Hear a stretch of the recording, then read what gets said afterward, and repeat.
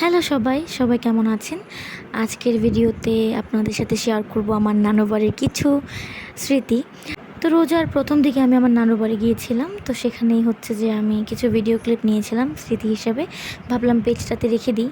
ছোটোবেলায় নানু বাড়ি যখন যেতাম তখন হচ্ছে যে আমাদের বাড়িটা অনেক সুন্দর ছিল। এখন জায়গায় জায়গায় বিল্ডিং হয়ে গেছে, সবাই আধুনিক হয়ে গেছে, বাট ওই রকম স্মৃতিটা আর খুঁজে পাওয়া যায় না। তখন হচ্ছে যে গ্রামের যে একটা দৃশ্য থাকতো সেটা আর এখন দেখা যায় না। সব কিছু আধুনিক হয়ে যাওয়ায় গ্রামগুলো আধুনিক হয়ে গেছে। এটা হচ্ছে আমাদের নানু বাড়ির ছোট্ট একটা বড়ই গাছ। এই গাছটা অনেক ছোট, কিন্তু এই গাছে এত পরিমাণ ফল হয়েছিল এবার, আলহামদুলিল্লাহ। এবং আমাদের বাড়ি থেকে শুরু করে যারা যারা বাড়িতে গিয়েছিলেন মেহমান, তারাও খেয়েছে। তারপর হচ্ছে যে আশেপাশে যারা ছিল তারা খেয়েছে, যারা বাড়িতে থাকে তারা খেয়েছে, এবং আমরাও খেয়েছি। প্রচুর পরিমাণে আমরা ফল পেরেছিলাম। বাট তারপরে আলহামদুলিল্লাহ আমাদের এই গাছটা অনেক বরকত ছিল। আমাদের গাছে এখনও প্রচুর বড়ই আছে। সো এগুলো থেকেই হচ্ছে যে আমি ভাবলাম যে কিছু ক্লিপটা শেয়ার করি। ছোটোবেলায় যখন নানু বাড়িতে যেতাম তখন খুবই খুবই সুন্দর ছিল নানু বাড়ি। তখন দেখা যেত বড়ই গাছ, পেয়ারা গাছ, জাম গাছ, জামরুল গাছ এখনও আছে, কিন্তু আগের মতো সেই সৌন্দর্যগুলো নেই। তো যেহেতু অনেক দিন পর গিয়েছি, ভাবলাম যে কিছু ক্লিপ নিয়ে আসি। এই বড়ই পাড়ার ভিডিওগুলো আমার কাছে এত ভালো লেগেছিল, তাই আমি ভাবলাম যে এত সুন্দর একটা রোদেলা দিন ছিল, সেই সাথে যখন বড়ই গাছটা নিচে দিয়ে হচ্ছে যে আমরা যাচ্ছিলাম, গাছটা নিচু হওয়াতে বড়িগুলো একদম হাতে লেগে আসছিলো। সো কিছু বড়ই পেরেছি। সেই সাথে ছোটোবেলার স্মৃতিগুলো মনে করছিলাম। এত সুন্দর ছিল আমাদের ছোটোবেলা। এখন আর আগের মতো আনন্দ পাওয়া যায় না। আমরা যখনই বাড়িতে যাই তখনই কোনো না কোনো ওকেশনালি আমরা যাই, আগের মতো আর এতটা যাই না। আগের বার যখন ছিল তখন একদম শীতের যখন ছুটি থাকতো ছোট্টবেলায়, তখন আমাদের শীতের ছুটিটাই ছিল যে নানু বাড়ি কখন যাব। গ্রীষ্মকালীন ছুটি মানে নানু বাড়ি যাব, তারপর হচ্ছে যে শীতকালীন ছুটি মানে নানু বাড়ি যাব, পরীক্ষা শেষ মানে নানু বাড়ি যাব।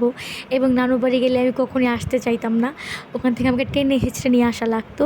আমার নানু আমার জন্য হচ্ছে যে এত এত পুতুল টুতুল কিনে রাখতো। তো আমার বাড়ি ভর্তি অনেক জিনিসপত্র ছিল। এখন কোথায় আছে জানি না, এখন জিনিসপত্র বিল্ডিং হয়ে গেছে। আগের যে টিনের বাড়ি ছিল সেটা আর নাই। তো দেখা যায় যে ওই জিনিসগুলো কোথায় আছে সেটা আসলে আর এখন জানি না। এই হচ্ছে আমাদের বাড়িতে যারা থাকে তাদের দিয়ে আমরা বড়ি পাড়াচ্ছিলাম। এরা হচ্ছে আমার সিপাহী টাইপের পার্সন। এদের দিয়ে আমি সব কাজ করাই। যখন আমি নানু বাড়ি যাই এরা আমার জন্য ফুল পাড়ে, বড়ই পাড়ে, যা যা দেই, ফল পারে, নারিকেল পারে। এরা হচ্ছে যে এগুলো এনে দেয় কোনো কিছু লাগলে, এরা হচ্ছে এগুলো কালেক্ট করে। তো সবাই মিলে একটা সুন্দর সময় কাটিয়েছি। যদিও রোজা ছিল, খাওয়া তখন হয়নি।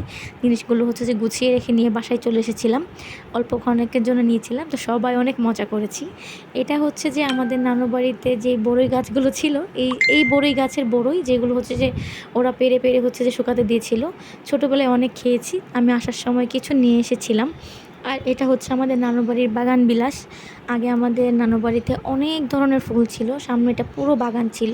বাট এখন বিল্ডিং হয়ে যাওয়াতে দেখা যায় যে আগের মতো বাগানটা নেই। আর এই ফুলগুলো কারা আপনারা চেনেন আমি জানি না, এগুলোর নামও আমি জানি না, কিন্তু ছোট্টবেলায় ভীষণ খেলেছি এই ফুলগুলো দিয়ে। আপনারা কারা কারা চিনলে অবশ্যই আমাকে নাম জানাবেন। আর বাগান বিলাস তো সবাই চেনেন। বাগান বিলাসের অনেক ধরনের ফুল হয়, অনেক ধরনের কালার আছে বাগান বিলাসের।